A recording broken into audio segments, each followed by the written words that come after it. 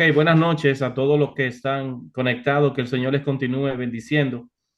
Básicamente el tema es, estamos en guerra y yo lo que quería enfocarme en algo, ah, no voy a decir curioso, pero sino en lo que la Biblia, en las guerras que la Biblia presenta.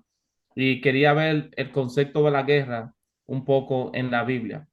Mis hermanos, lo primero que tenemos que entender que cuando vamos a la definición de la palabra guerra, mayormente los sinónimos encontramos que es contienda, que es enfrentamiento, que es una lucha, que es una pelea, es un pleito, es una batalla, es un combate. Si ustedes van a la raíz de cada palabra que yo mencioné, las palabras van en orden en lo que es la escala. Es decir, cada vez que una contienda se escala, se va a convertir en un enfrentamiento. Cuando un enfrentamiento se escala, se va a convertir en una lucha. Cuando una lucha se escala, se va a convertir en una pelea. Cuando una pelea se escala, se convierte ya en un pleito. Así mismo una batalla y por último un combate. Pero si ustedes me preguntan a mí cuál es la definición que más se apega a lo que yo quiero hablar en esta noche, es la palabra conflicto. Cuando yo defino la palabra guerra, la defino conflicto y yo me estoy basando, para que tengan una idea, en el Nuevo Testamento, en Santiago capítulo 4 versículo 1 que dice de dónde vienen las guerras. La palabra que se utiliza ahí específicamente. Ahora, esa palabra viene de la mitología griega de un dios que se llama Polemo, que él se considera o fue considerado en la mitología griega como la personificación de la guerra y de la batalla. So, cuando aquí se utiliza esa palabra y en otras partes de la Biblia, como Romanos también, que menciona la palabra, y también otros libros del apóstol Pablo, se utiliza la palabra polemo, referente a este Dios, que también en la mitología griega era semejante al dios Ares, que era el dios olímpico de la guerra. Ahora, Ares representa la cara más atroz y sanguinaria de los conflictos bélicos. So, cuando hacemos referencia a este dios, ya sea Polemo o ya sea Ares, que son los dioses mitológicos de la guerra, estamos hablando de una guerra atroz, de una guerra sanguinaria, estamos hablando de un conflicto bélico. Cuando Ares se menciona también, este Dios representa o encarna una guerra basada en el despliegue ciego e irreflexivo de la fuerza bruta, una guerra que más incluso que la victoria buscaba la devastación más salvaje y el derramamiento de sangre más atroz. Es decir, que a ellos no le importaba o no le importaba a ese Dios ganar la batalla. A él lo que le importaba era el derramamiento de sangre, a él lo que le importaba era la devastación que se iba a causar por medio de esta guerra. Y ustedes van a ver eso un poquito más adelante.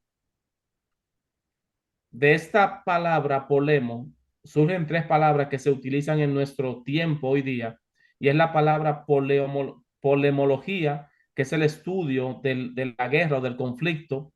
Es la palabra polémico, que la utilizamos mucho, o decimos una persona es polémica cuando es conflictiva, cuando es controversial, que le gusta pelear o que le gusta llevarle la contraria a otra persona. Pero también la palabra polemizar, que establece una polémica o una discusión.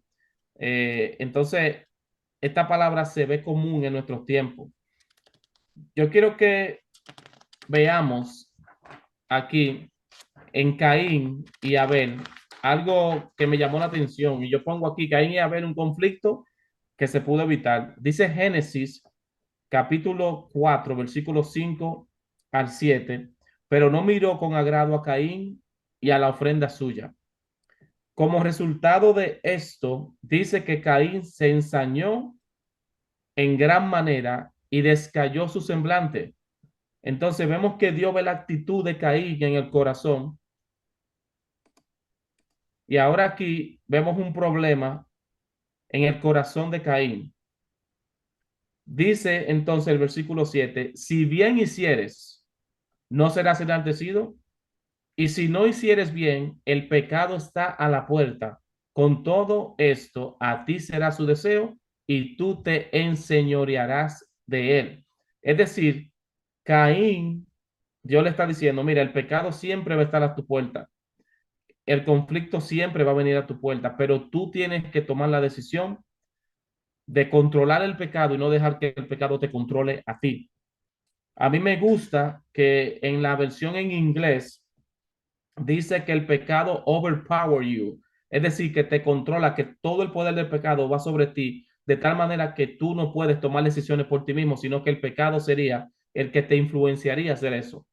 O dice que tú lo tienes que controlar, convirtiéndote en el amo de tus decisiones para no caer en ese pecado. Dice en inglés, you must master it, que lo que significa es que tú debes ser el maestro o el amo de tus propias acciones, en este caso de no ceder a las tentaciones del pecado, ni tampoco a lo que es la influencia que va a tener el pecado en ti para que tú hagas o acciones o pienses de una manera en particular. Y mis hermanos, esto también lo vamos a reflejar ahorita en lo que tiene que ver con un conflicto, con una guerra. Cuando yo hablo de que este conflicto entre Caín y Abel se pudo evitar, me refiero a que Caín pudo dominar sus emociones y no lo hizo, sino que se dejó dominar por el pecado y por eso hizo lo que hizo. Y hoy día podemos ver las consecuencias de todo eso en la vida de los seres humanos. Encontré esta frase que dice, para hacer la paz se necesitan dos, pero para hacer la guerra basta con uno solo. ¿Y por qué yo menciono esto? Porque muchas veces la guerra no tiene que ver con dos personas, sino que hay una persona que está en contra de ti. Muchas veces tú no estás en contra de alguien, sino que esa persona está en contra de ti por las razones que sean. Y cuando vamos al génesis de las guerras, tenemos que entender lo primero, que la guerra es la consecuencia natural de la presencia del pecado. Todas las guerras están sometidas a esta definición. Vienen por medio o como consecuencia del pecado. Pero también, cuando vemos en la Biblia, la palabra guerra se menciona más de 400 veces y vemos que esto es un tema muy común en la palabra de Dios. Los apóstoles atribuyen la guerra al egoísmo, a la codicia de los hombres y también hablan en sentido figurado de los deseos carnales, enemigos que luchan contra el alma. Y vemos aquí que se encuentra en la guerra figurada, adecuada a la lucha espiritual, la protección divina y también la victoria final de un creyente. Yo quiero que vayamos al génesis de las guerras. Y aquí yo quiero que ustedes veamos varias guerras que se mencionan en la Biblia. La primera guerra es Satanás cuando se rebela contra Dios. Y esta guerra se libró en el cielo.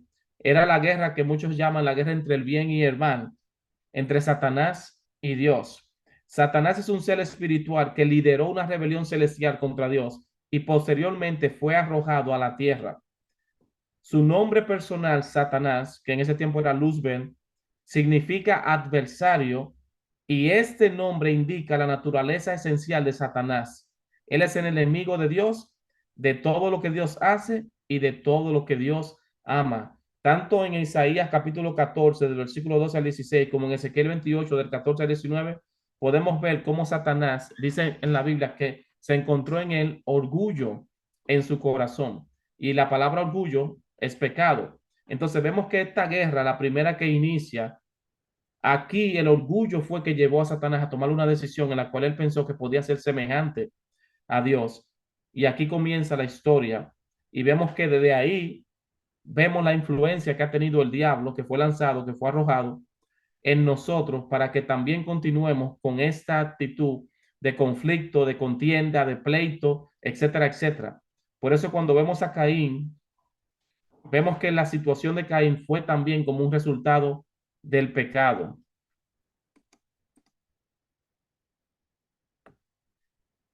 Miren, Primera de Juan 3:8 dice que el que practica el pecado es del diablo, porque el diablo peca desde el principio.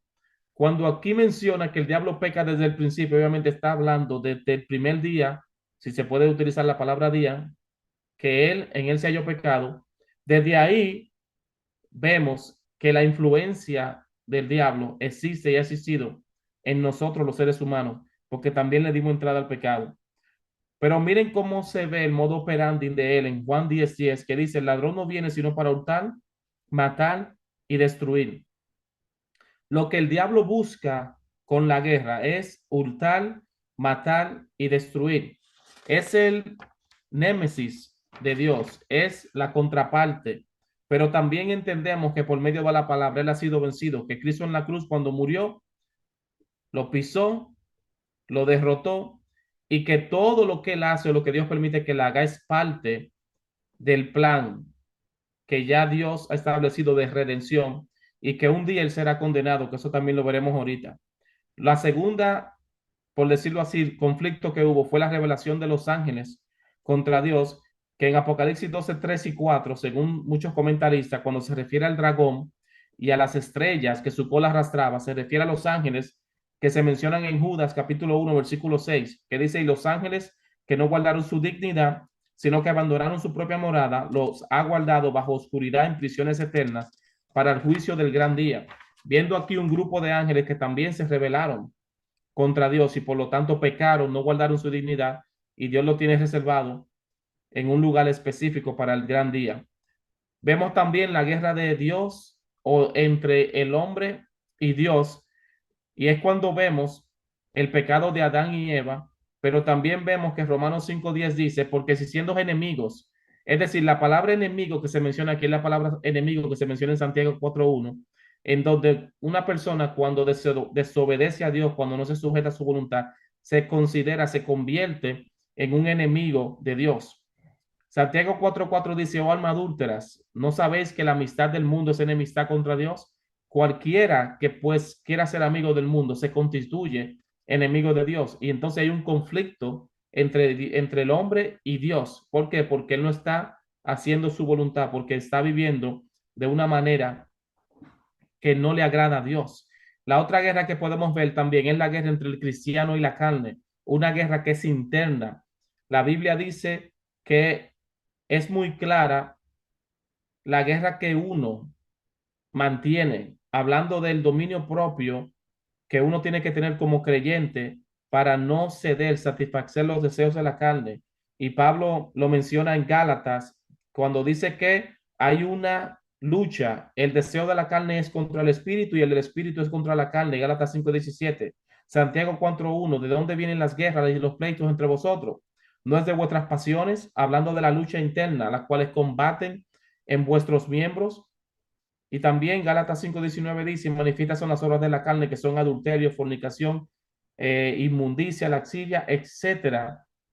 Y él dice que todas esas son el resultado de las acciones que vienen por la causa del pecado. Pedro 2:11 dice, amados, yo os ruego como extranjeros y peregrinos que os abstengáis de los deseos carnales que batallan contra el alma. La palabra batalla que se menciona aquí es la misma palabra, conflicto. Hay un conflicto entre la carne nuestra y entre la naturaleza espiritual. Efesios 6:12 nos dice, porque no tenemos lucha contra sangre y carne, sino contra principados, contra potestades, contra los gobernadores de las tinieblas de este siglo, contra huestes espirituales de maldad en las regiones celestes. Hablando que Satanás no solamente es enemigo de Dios porque no está bajo su voluntad, sino que también Satanás ahora está ensañado y por su nombre ser adversario, él está en contra del creyente, de la iglesia y de todo lo que tenga que ver con Dios. Dice Segunda Tesalonicense que él se opone y se levanta contra todo lo que se llama Dios, hablando del anticristo, del inicuo, hablando de una persona que no, que está en contra totalmente de la voluntad de Dios. Y mis hermanos, tenemos que estar conscientes como cristianos de la lucha interna que tenemos, pero también de la lucha externa, que es la que tenemos contra la maldad, que es la que tenemos contra lo que son los gobernadores de las tinieblas, las potestades, hablando ahí de las huestes espirituales. Y es algo que el cristiano debe tener pendiente y debe todo el tiempo ponerse la armadura de Dios, que es lo que recomienda Pablo en Efesios capítulo 6, que debe todo el tiempo ponerse la armadura de Dios para que podáis resistir en el día malo. Nuestra guerra, nuestra lucha es continua.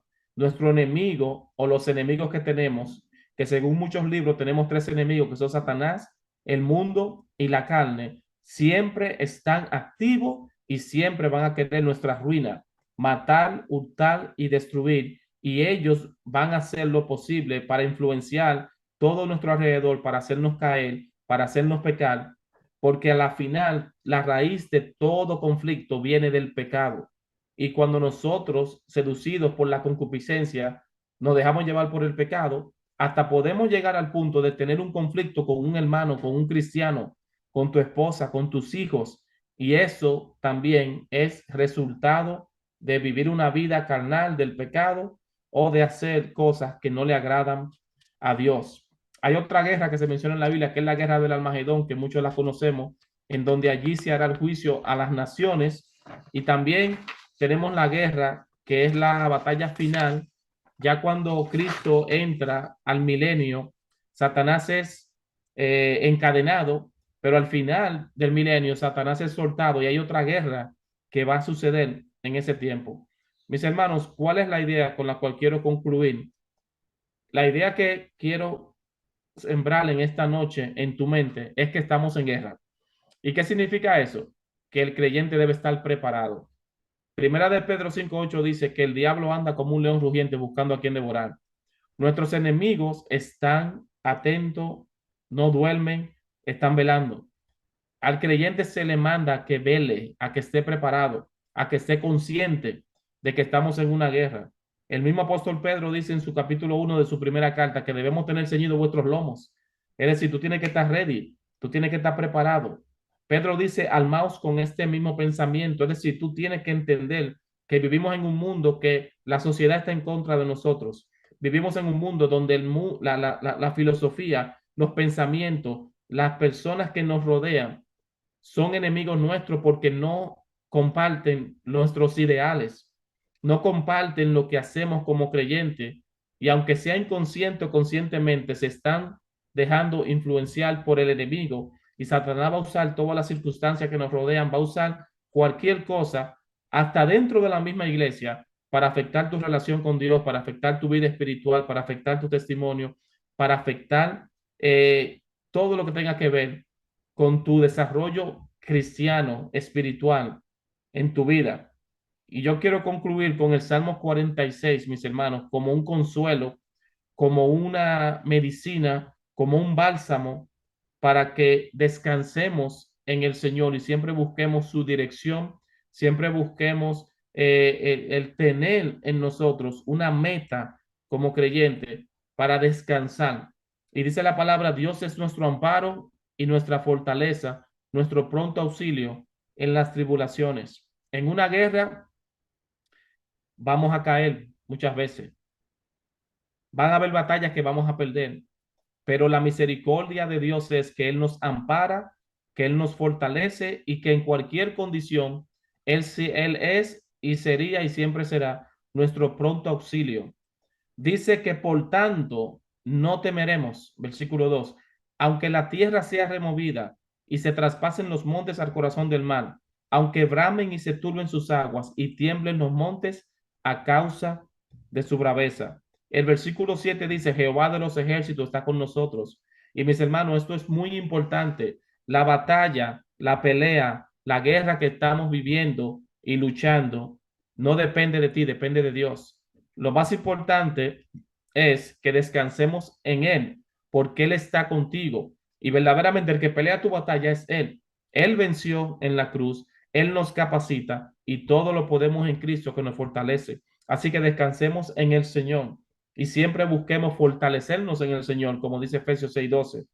Dice también el versículo 9, perdón, el versículo 8, venid, ved las obras de Jehová que ha puesto asolamiento a la tierra, que hace cesar las guerras hasta los fines de la tierra, que quiebra el arco, que corta la lanza y que quema los carros en el fuego. Jehová es soberano, Dios es soberano y Él tiene el control de todas las guerras. Y un día estas guerras van a tener su final. Y ese día será cuando Jesucristo venga por nosotros para que estemos con Él por toda la eternidad. Entonces, ¿cuál es la actitud de un creyente en este mundo de guerra, de conflicto en que vivimos. Dice el versículo 10: está quieto y conoced que yo soy Dios. Mis hermanos, la palabra está quieto ahí en el original lo que significa que no hagas nada. Deja que Dios pelee por ti. Deja que Dios tome el control en tu vida, en tus decisiones.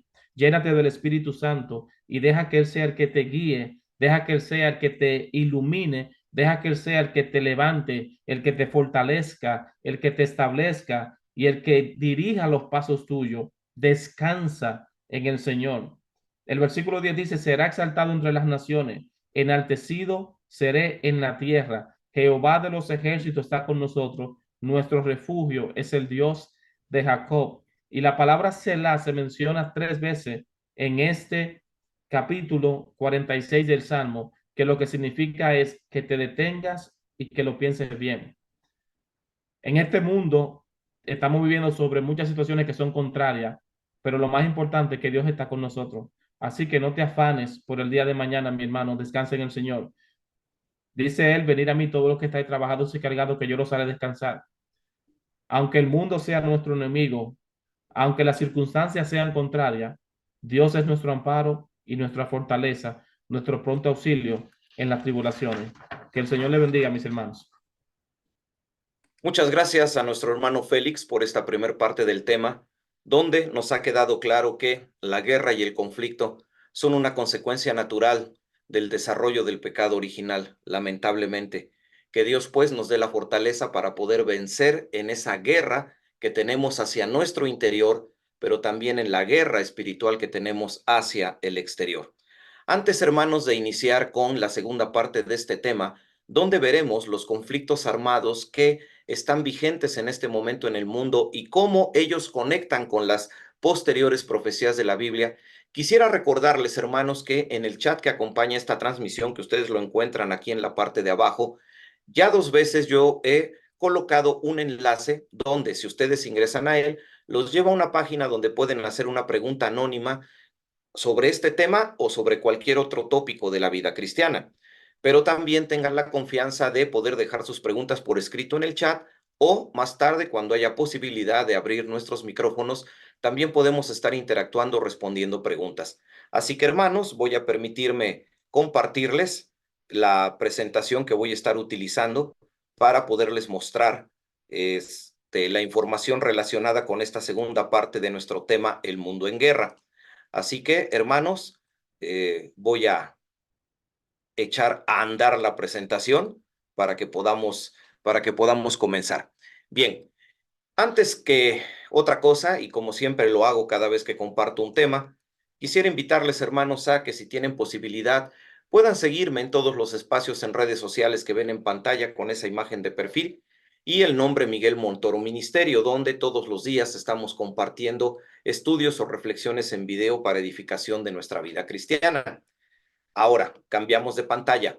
Ustedes y yo fuimos invitados a través de esta imagen a la charla que estamos sosteniendo el día de hoy, El mundo en guerra. Así que, mis hermanos, yo quisiera que entendiéramos que en el mundo, aparte de que siempre tendremos la presencia de guerra y conflicto, como ya se nos ha explicado, también el desarrollo de las guerras humanas siguen un orden permitido por Dios para así poder llevar las cosas hacia el escenario profético que Dios ha revelado en su escritura. Ese escenario profético, desde el año 2015, que yo desarrollé varios temas bíblicos sobre profecía, los orienté hacia el aspecto de la economía, o sea, ver no el aspecto político del mundo, la geopolítica, sino ver el mundo desde un punto de vista económico, la economía global, la geoeconomía, puesto que cualquier control que se quiera hacer sobre el mundo requiere el control del dinero. Así que si seguimos el camino del dinero, es más fácil poder identificar lo que está sucediendo. Todas estas ideas relacionadas con la geoeconomía, algunas de las cuales compartiré con ustedes en unos minutos, yo las he concentrado en ese libro que ustedes están viendo en pantalla, Geos, una novela sobre la geoeconomía de los últimos tiempos. Así que en este punto yo te hago una invitación para que, si tú gustas, puedas enviarme un mensaje a través del servicio de mensajería de WhatsApp y con todo gusto puedo enviarte el documento de Geos completamente gratis para que puedas estudiarlo. Es una novela donde, utilizando personajes ficticios mezclados con personajes reales, yo describo todo el desarrollo económico que se ha dado en el mundo desde hace 400 años para llegar al escenario donde nosotros nos encontramos. Así que, servida la invitación, Perdón, entremos. Miguel, Sí, la dispositiva tuya tiene que ponerla en el modo dispositiva, no tiene que ponerla bien. ¿no se está viendo? No se ve, pero no cambia porque no está en el mode de PowerPoint todavía. Ok, a ver, déjame ver, vamos a ver. Hago el cambio ahí. Ahí, ¿se está pudiendo ver el cambio? No, no está todavía en No. ese modo. Ok. Entonces, hermanos, les pido un minuto de su Dale paciencia a para poder. presentación con dispositiva. Ujú, en eso estamos haciendo el cambio, justo en este momento. Aquí está, vamos a ver. Listo, hacemos un siguiente intento. Ahora ¿Se sí. logra ver? Ahora lo Sí, importante es que podamos ver si se está haciendo el cambio. ¿Se ve el cambio? Hermano Félix, sí, sí se sí, está haciendo el sí. cambio, perfecto. Entonces, hermanos, con una disculpa por este pequeño problema técnico, retomo el tema.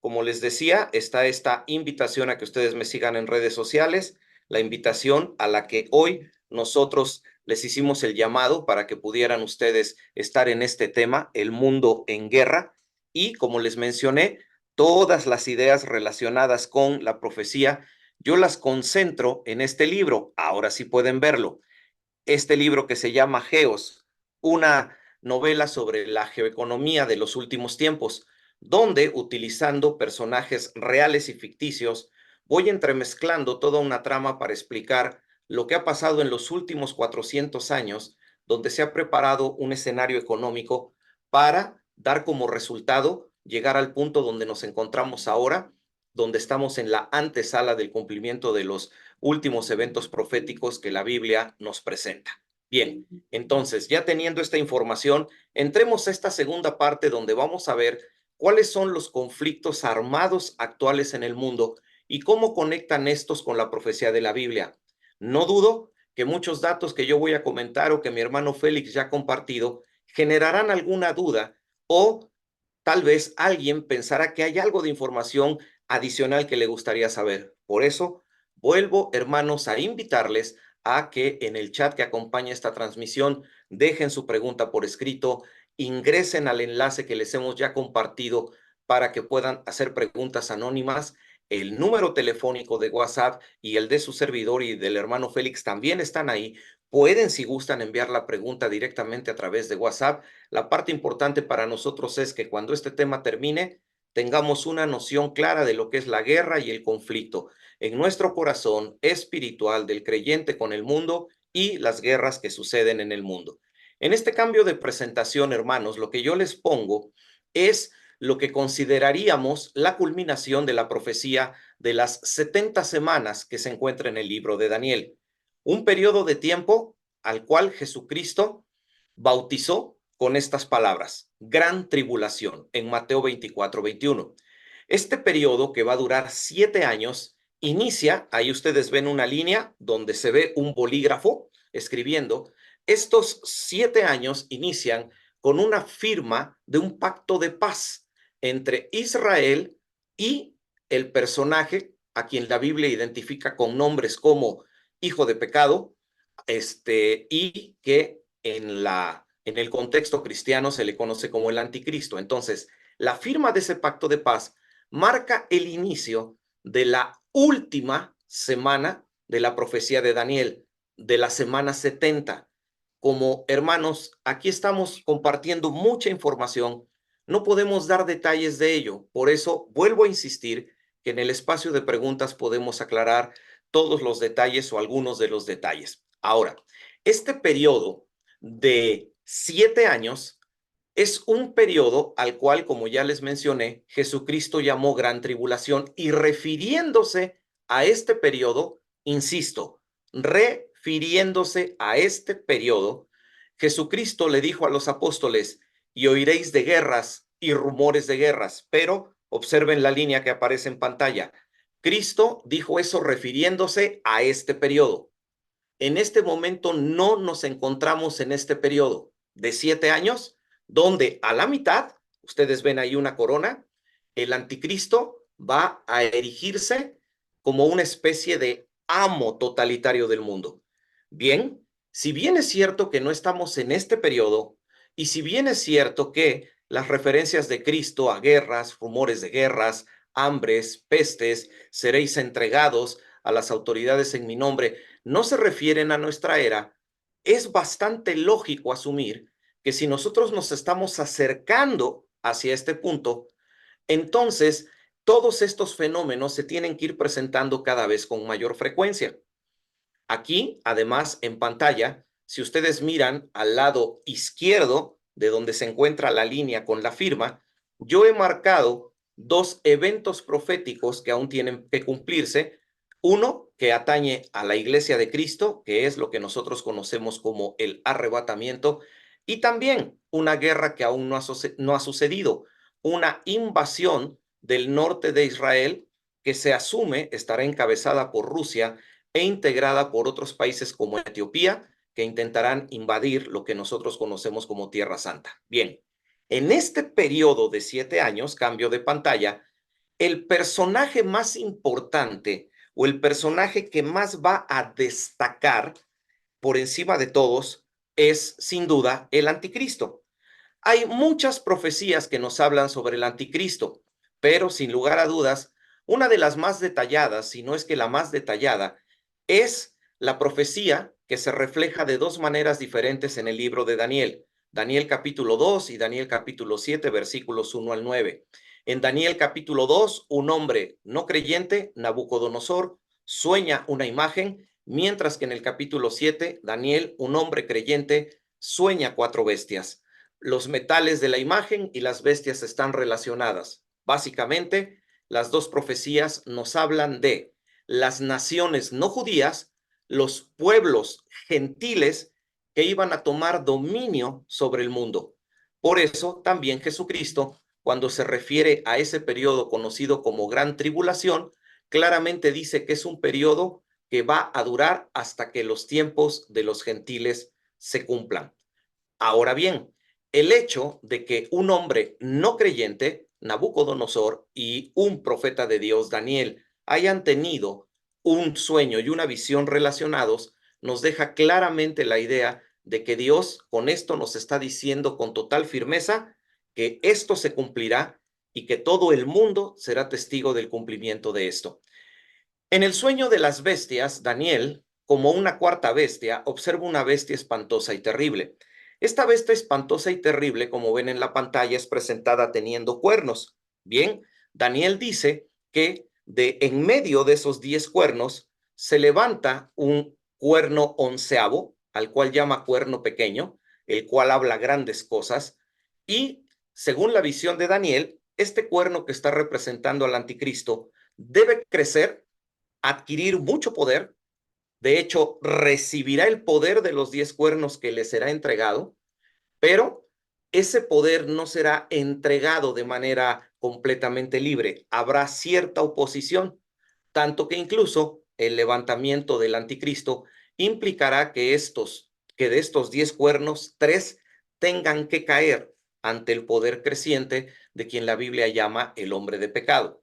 Tengamos en cuenta esto, tengamos en cuenta el surgimiento del anticristo, cómo se da su surgimiento, tengamos en cuenta la semana 70 de Daniel y recuerden, tengamos en cuenta que el mundo, por encima de todo, se mueve bajo el fundamento económico, donde está la clave para que nosotros entendamos por qué están sucediendo las guerras que están pasando en el mundo. Teniendo esta información en mente, cambiamos de pantalla. Tenemos ahí un mapa del mundo, donde quiero señalarles con puntos rojos cuáles son las guerras más fuertes que se encuentran activas a este mes de mayo del año 2024. Así que, hermanos, vamos con la primera de ellas. Y aparece ahí un punto rojo, que espero por favor lo ubiquen bien y ubiquen la zona del mundo donde aparece. El 7 de octubre del año 2023, el grupo terrorista Hamas cruzó el muro que separa la franja de Gaza de Israel y lanzó un ataque terrorista contra Israel, tomando muchos rehenes que, según videos certificados por CNN, fueron ejecutados alrededor de 700 en la zona conocida como Beeri, lo que derivó en algo que el primer ministro de Israel, Benjamín Netanyahu, declaró como un estado formal de guerra. Y ahí empezó una guerra que no ha terminado. Y todos seguramente hemos oído de este conflicto. Y si hemos oído tanto de este conflicto, es porque recuerden, tenemos que ver el mundo como un ejercicio de poderes económicos que controlan todo, incluidos los medios de noticias. Así que tú y yo, todos, escuchamos las noticias que quieren que nosotros escuchemos. Y este conflicto ha derivado en la muerte de miles de personas, no solo israelíes, sino también palestinos que están siendo sometidos en este momento a lo que es literalmente un genocidio de parte de Israel, donde han muerto ya miles de personas y en ambos bandos de manera injustificada. Aquí quisiera yo señalar con claridad, más allá del aspecto espiritual de que Israel es el pueblo de Dios, tenemos que entender con claridad que el conflicto en la franja de Gaza es un conflicto que está derivado de la confrontación de dos grupos de pensamiento extremista, los sionistas extremistas o fundamentalistas que gobiernan a Israel y también los grupos islámicos fundamentalistas que no quieren a Israel. Y de ese choque se producen este tipo de tensiones. Pero ahí está esta guerra encendida. Vamos al siguiente punto, ubíquenlo en la pantalla, ese punto que acaba de aparecer. Está haciendo referencia a la que se conoce como Guerra de Nagorno-Karabaj. Dos repúblicas independientes, Azerbaiyán y Armenia, entraron en el conflicto el 14 de septiembre del 2022 para tratar de ejercer poderío y tomar dominio sobre una pequeña república que oficialmente no es reconocida. Su nombre es Artsakh, pero que no es reconocido oficialmente y es un territorio en cierta forma un tanto neutral, pues estas dos repúblicas lanzaron una mutua guerra para adueñarse de este territorio y la República de Azerbaiyán ha tomado el dominio de esta región, así que muy probablemente pronto escucharemos noticias de que este territorio va a ser anexado a Azerbaiyán. ¿Cuál es el resultado? Que la población armenia que vivía en esta zona, aparte de que mucha de ella ha sido masacrada, esta guerra ha provocado un éxodo masivo de armenios que por miles están huyendo, en este caso, hacia lo que sería Occidente. Ahí tenemos ya este segundo conflicto. Vamos ahora con el tercero. Observen dónde aparece el tercer punto rojo. Ahí donde el conflicto aparece. El ataque de Rusia a Ucrania. El 24 de febrero del 2022, después de estar acumulando mucha presencia militar en la frontera con Ucrania, Rusia atacó este país. Previo a esto, empezó a haber muchos conflictos entre Rusia y Ucrania, tanto que incluso se levantó mucha población civil de Ucrania que forzaron al gobierno ucraniano a hacer un referéndum para preguntarle a la población si la población estaba de acuerdo en que Ucrania volviera a ser adherida a la Unión de Repúblicas Rusas. Bien, después de que se realizó a cabo este referéndum, la población dijo, sí, queremos volver a ser incorporados a Rusia. Sin embargo, el gobierno no estuvo de acuerdo. La OTAN, la Organización del Tratado del Atlántico Norte, temiendo un crecimiento de la influencia rusa, apoyó al gobierno y esto permitió que el conflicto escalara hasta que se dio esta invasión y esta guerra que no ha terminado y cuyos muertos lamentablemente se cuentan por miles. Ahora, insisto y me detengo, veamos las cosas desde un punto de vista económico, porque tal vez en este momento tú al escuchar esto puedes decir, wow, entonces los países de Europa que forman parte de la OTAN están en contra de Rusia. No, todos los países de la OTAN en este momento se han manifestado en contra de la invasión rusa.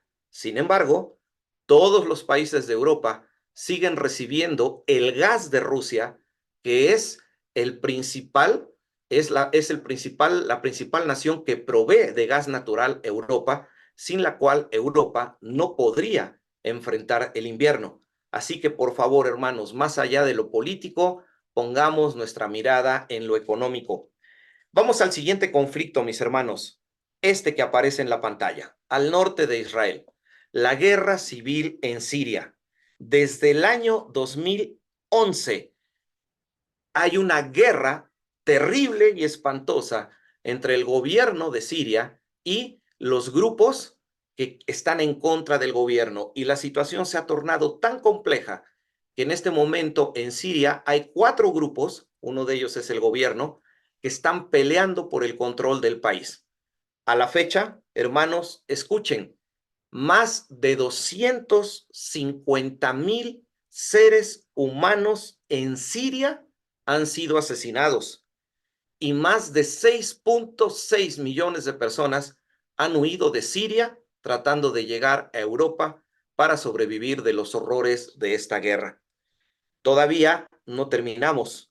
También, vean el siguiente punto, hay una guerra civil en Yemen, donde grupos contrarios al gobierno se levantaron en contra de este, apoyados por Irán, el gobierno apoyado por los países que están en contra de Irán, y ahí tenemos en Yemen una guerra terrible, donde Arabia Saudita, a través del gobierno y apoyo a través del apoyo económico que da al gobierno, ha provocado otro genocidio espantoso donde se ha calculado que en Yemen al día más de 14,000 niños están muriendo de hambre. Y no solo eso, vamos un poco más hacia el sur, si alcanzan a ver el siguiente punto, la llamada guerra de Tigray, que no es otra cosa más que una guerra civil en Etiopía entre el gobierno y facciones que están contrarias. Sí, este es un conflicto que aparentemente ha disminuido su intensidad porque a través de la mediación de los países de la Liga Árabe, aparentemente se han aceptado las condiciones, pero aún todavía la tensión se conserva. Muy bien. Ahora, hermanos, así como estamos en la pantalla de nuestros teléfonos, tabletas o computadoras, veamos el mapa del mundo. Y ahí tienes en puntos rojos los principales conflictos armados, no los únicos, pero sí los más importantes en este momento. ¿Observas algún factor común en los puntos rojos que yo te puse en pantalla? Estoy seguro que sí. ¿Cuál podría ser ese factor común? Si observas, todas las guerras armadas están sucediendo en la misma zona geográfica. Si te das cuenta, en la misma parte del mundo, ahí están los conflictos.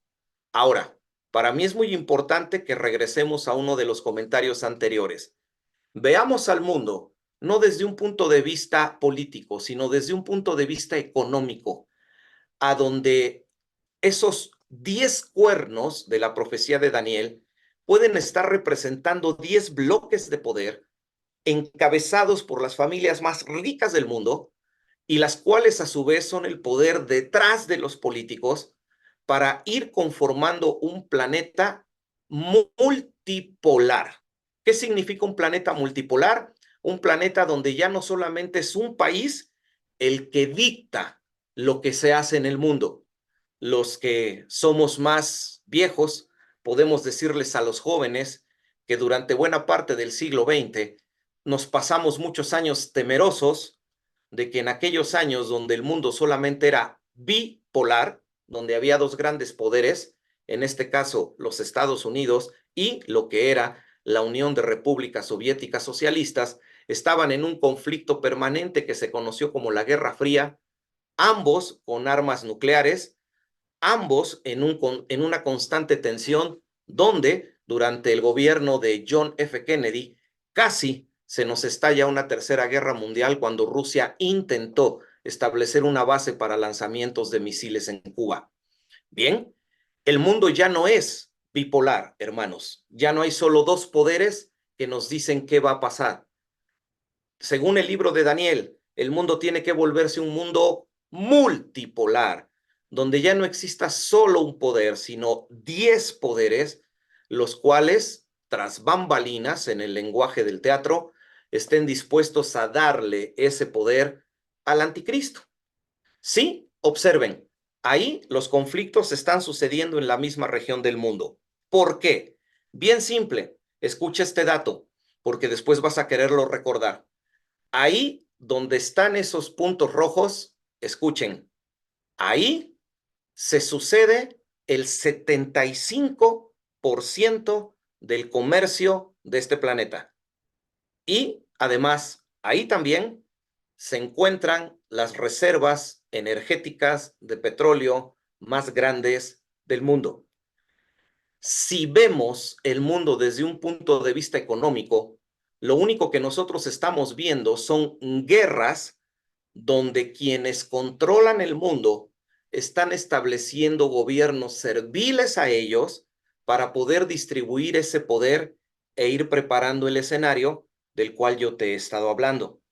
Aún falta un poco de información, pero vuelvo a insistir que en el chat que acompaña esta transmisión o en el enlace a la página de preguntas anónimas puedes dejarnos cualquier pregunta sobre este tema, sobre estos detalles u otros detalles para que podamos responderlas al final. Haciendo un cambio de pantalla, observen lo que está ahí. ¿Qué es lo que ustedes están viendo, hermanos, en pantalla? Es un mapa del mundo, pero con una diferencia. Este mapa no es un mapa político, es un mapa económico. Y cada región o zona que se encuentra dentro de esos límites de color representa un poder económico, donde a través de las líneas de color tú te puedes dar cuenta con quién comercian más esos poderes económicos. Así que si dejas de ver el mundo de manera política y lo ves desde un punto de vista geoeconómico, en este momento ya no hablamos de un mundo bipolar, ya estamos viviendo un mundo multipolar donde por lo menos hay claramente diferenciados 8 poderes perfectamente establecidos, donde ya se tiene control de la economía del mundo y los conflictos que estamos viendo es en las zonas donde aún no se han establecido los gobiernos que permitan ejercer ese dominio sobre la riqueza de esas zonas. Así que mis hermanos, ustedes y yo, como ven en la siguiente pantalla, no estamos viviendo en un mundo que podríamos llamar democracia. Por favor, cuando hablamos en términos económicos, no existe derecha, izquierda, republicanos, demócratas, democracia cristiana, no existe nada de eso. Cuando hablamos de geoeconomía, lo único que existe es el lenguaje del dinero. Y eso nos permite darnos cuenta que hoy estamos en un mundo corporativo, donde lo que gobierna es la corporocracia, donde, como lo puedes ver en la imagen que te pongo en la pantalla, tenemos 10 grandes megacorporaciones que están controlando toda la economía del mundo. En este momento, hermanos, el 1% de la población del mundo ya controla la economía del otro 99% restante. Y el plan es claro, es empobrecer al mundo, desaparecer la clase media para que así no haya forma de poder resistirse a los cambios que se generarán en los próximos años y que vendrán desde el poder de las familias que controlan todo y que al no tener poder para nosotros poder decir yo no estoy de acuerdo con esto, no tengamos alternativa más que aceptar el mundo que ellos están dibujando. Pero sí quisiera yo insistir en algo. Quitémonos de la cabeza que estamos hablando de el dueño de la compañía Amazon o estamos hablando de el dueño de la compañía Tesla. Eh, Olvídense, ya sáquense de la cabeza que estamos hablando de los que dirigen las compañías multimillonarias como Apple. No, aquí no hablamos de personas con altas concentraciones de dinero, ricos. No, no, no. Aquí hablamos de familias que tienen en sus manos estas corporaciones que controlan todo, incluso a estos hombres ricos. Para que tengan una idea, la que es considerada una de las familias más ricas de este mundo y que está a la cabeza sin lugar a dudas de este plan de conformación de 10 bloques de poder, es la familia Rothschild o familia del escudo rojo, apellido que adoptaron por ahí de 1700. Bien, la familia Rothschild al año 2020 se calculaba que su fortuna ascendía a 600 billones de dólares. 600 billones de dólares.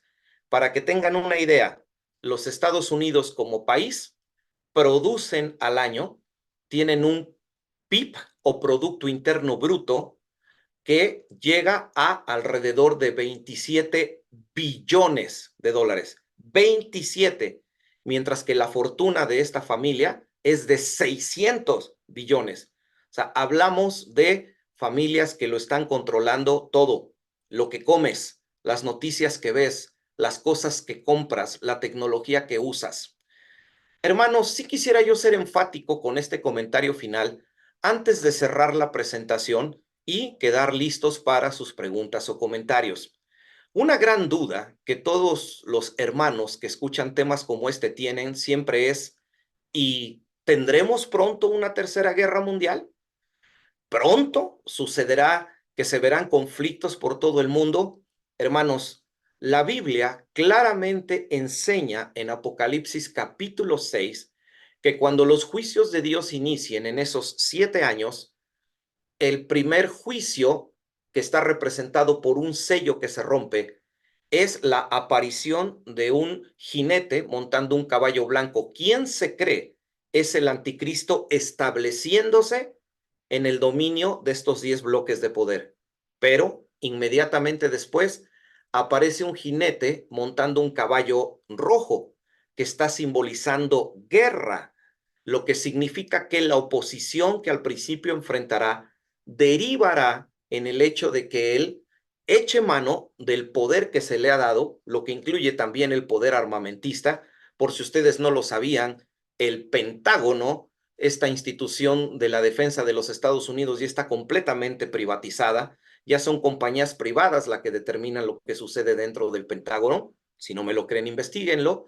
Bien, pues entonces Apocalipsis enseña que vendrá un tiempo de guerra muy grande en el mundo como consecuencia de la oposición que se levantará contra el anticristo, pero que no van a poder hacer nada contra él. Es ahí, en ese momento, cuando tenemos argumentos como para poder pensar en una guerra de escala mundial, pero es ahí, en un tiempo profético que los cristianos creemos no atañe a la iglesia. Si tú tienes a Cristo en el corazón, es un tiempo en el cual tú no vas a estar en esta tierra, porque Cristo viene por su iglesia en el arrebatamiento. En este momento, hermanos, en el mundo, no existen las condiciones políticas ni económicas como para poder pensar en una guerra de escala mundial. No veremos en los próximos años ninguna guerra que alcance el tamaño como para llamarle guerra mundial. Y ustedes se preguntarán, ¿bajo qué afirmación? Bajo la afirmación económica. Los países están quebrados. No existe el dinero para sostener una guerra a gran escala. Y por eso tú ves que los países entran en tensión y después encuentran la forma de resolver conflictos porque no existe capacidad armada para sostener una guerra, no hay capacidad económica. Lo que sí veremos durante los próximos años, y preparémonos, son lo que podríamos llamar guerras regionales, donde, como vimos en el mapa que les compartí y que regreso a él, estaremos viendo puntos de conflicto que se van a concentrar en la misma área donde tú ves los puntos rojos, porque es el único lugar donde todavía no se han definido esos bloques de poder que nosotros creemos, y yo particularmente insisto en enseñar, económicamente sentarán las bases para el levantamiento del anticristo. Esto es lo que está pasando en el mundo que está en guerra, esto es lo que veremos y para esto es para lo que debemos estar preparados. Insistiría yo en dos cosas antes de cerrar y escuchar sus preguntas si es que las hay. ¿Cuáles son estas dos cosas? Uno, nunca olvidemos, Dios tiene el control de absolutamente todo, lo que significa que lo mejor que podemos hacer es estar del lado de Dios. Segundo punto importante, como ya lo mencioné, este tiempo de gran tribulación es un tiempo de juicio para el pueblo de Israel.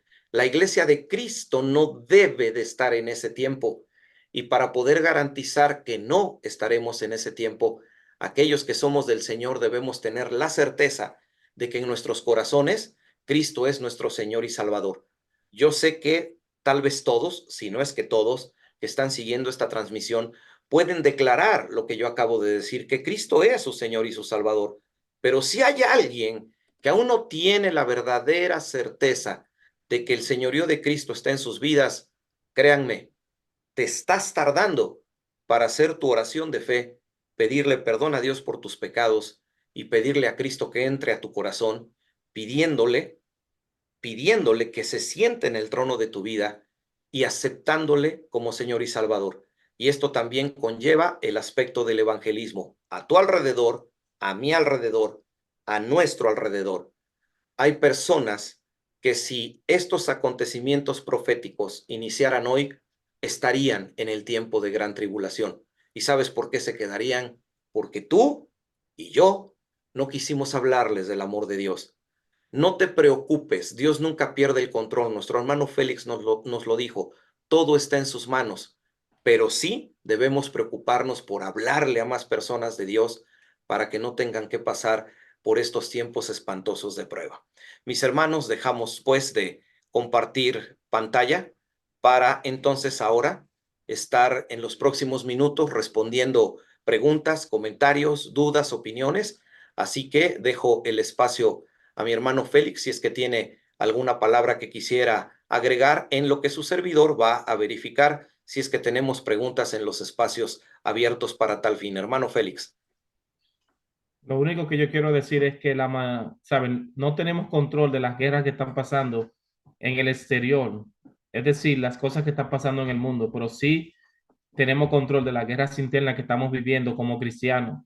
Y parte de eso es el deseo de evangelizar, el deseo de agradarle al Señor, el deseo de crecer y desarrollarnos como cristianos, el dedicarle más tiempo a Dios sabiendo que su venida está cerca, que como dice Romanos capítulo 13, el día de nuestra salvación está más cerca y tenemos que estar conscientes de que aunque estas cosas no nos van a afectar, pero hay muchas personas a nuestro alrededor que dependen de nosotros, su salvación, del mensaje que les demos, del testimonio que les demos y también del hecho de que nosotros mismos entendamos de que el tiempo está cerca y tenemos que tratar que, como dice el apóstol Pedro, apresurando la venida del Señor, es decir, que nos concientice su venida para que cada día hagamos las cosas que le agradan y hagamos las cosas que son necesarias. Y una de ellas es que prediquemos a tiempo y fuera de tiempo, que redarguyamos, ¿entiendes? Que enseñemos la palabra, que vivamos la palabra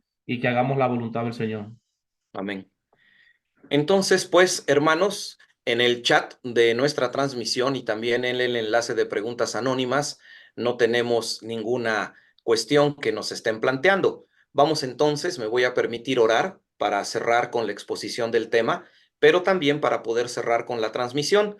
No significa que vamos a cerrar el Zoom, significa que vamos a parar con la grabación de nuestra transmisión para que ya después se puedan abrir micrófonos y entonces si gustan podemos interactuar por ese medio para aclarar alguna pregunta, comentarios o solo saludarnos. Así que les invito a que nos acompañen con esta palabra de oración.